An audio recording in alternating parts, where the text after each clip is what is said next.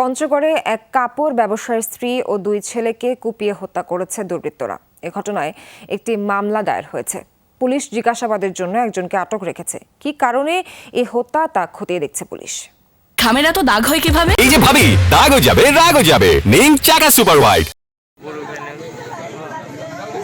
মেঝেতে পড়েছিল রক্তাক্ত দেহগুলো। গৃহকর্তা বাড়ি ফিরে দেখতে পান প্রাণহীন স্ত্রী সন্তানদের। পঞ্চগড়ের আটোয়ারী উপজেলার কুরুলিয়া এলাকায় বুধবার রাতে মৃতদেহ উদ্ধার করে পুলিশ। কাপড় ব্যবসায়ী সেলিম শেখ এই পরিবারের কর্তা। রাত 11টার দিকে ব্যবসা প্রতিষ্ঠান থেকে ফিরে তিনি ঘরের ভেতর স্ত্রী তাসলিমা আক্তার, ছেলে সৈকত ও সাইহামের মরদেহ দেখতে পান। এ সময় বাড়ির দরজা খোলা ছিল।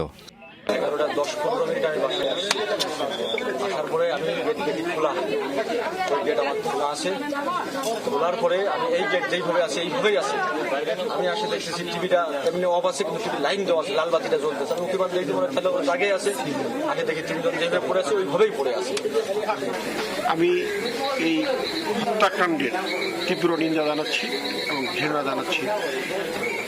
ইনাদের খুঁজে বের করে আইনের আওতায় এনে উপযুক্ত শাস্তি দেওয়ার জন্য, দৃষ্টান্তমূলক শাস্তি দেওয়ার জন্য আমি প্রশাসনের দৃষ্টি কামনা করছি। খবর পেয়ে সেনাবাহিনী, পুলিশ ও প্রশাসনের কর্মকর্তারা ঘটনাস্থলে ছুটে আসেন।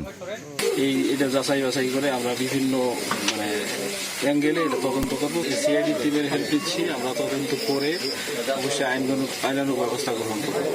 কী কারণে এই হত্যা তা খতিয়ে দেখছে পুলিশ। আমিন বাবু, যমুনা নিউজ।